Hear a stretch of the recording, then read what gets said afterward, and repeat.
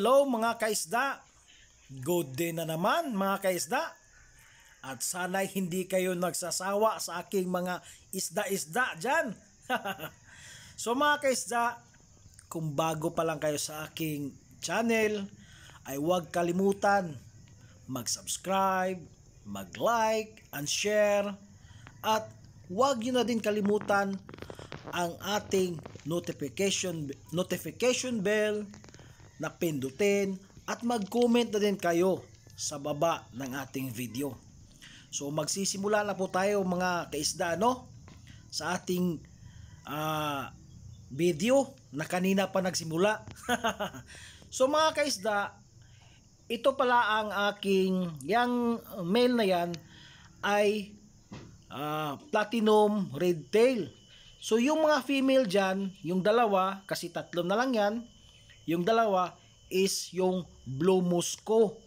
So mga kaisda, naging crossbreed yan. Ngayon bago ko lang yan nilagay kasi nagka-problema mga kaisda. Hindi ko alam kung anong nangyari.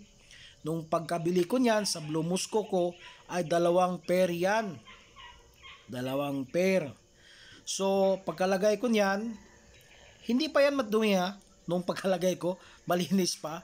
So pagkalagay ko, mga 1 week, namatay yung unang male ng blue musco. And the other day, namatay din yung male na blue musco. So may buntis yung dalawa niyan. At nanganak yung isa. Nung nasabi ko sa dati kong video na agresibo ang blue musco. Ang daming fry, hinayaan ko lang. Ang resulta, ang natira, 4 na lang.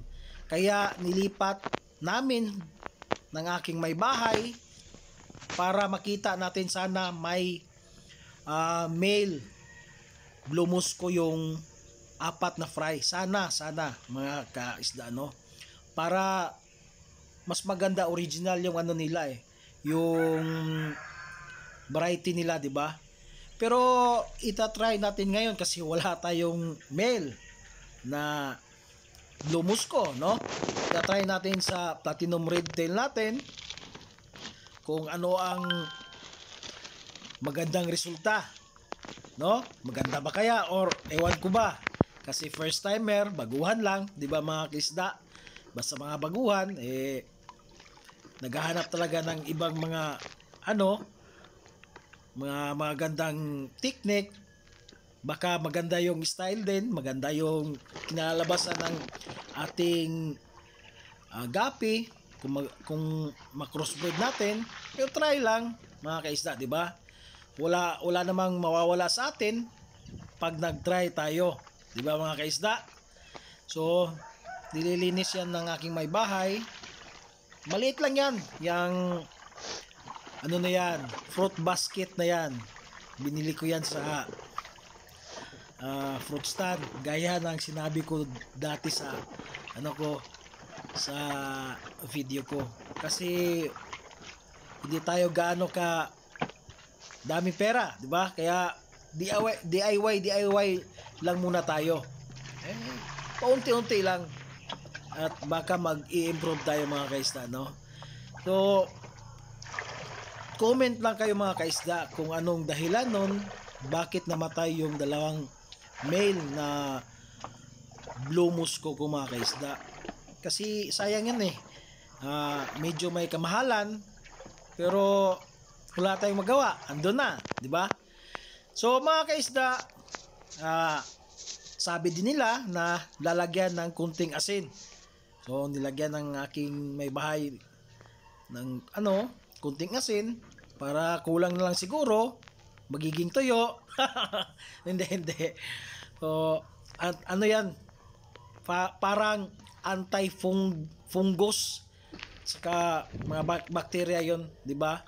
So 3 lang yan mga kaisda, at sana dadami pa yan. Sana mga kaisda. Mga kaisda, comment kayo comment kayo please para alam ko ang dapat kong gagawin. At saka para ma-improve din mga kaisda, no? Kung anong dapat kong gawin, naming gawin. So ito yung apat na natira na ano, hindi pala, yung ano yon sa Tiger Mosaic. Ito yung apat na natira sa Blue Musco mga kaisda. 'Di ba? So nakakapanghinayang din, no? So, ito na mga kaisda. Maganda na tingnan. Yan, kasi malinis na yung tubig. Ang diferensya lang mga kaisda, itong floater ko na halaman, ilang days lang, ang bilis dumami. So, panay bawas yung misis ko, panay bawas kasi ang bilis dumami. So, ano ba dapat ang gagawin?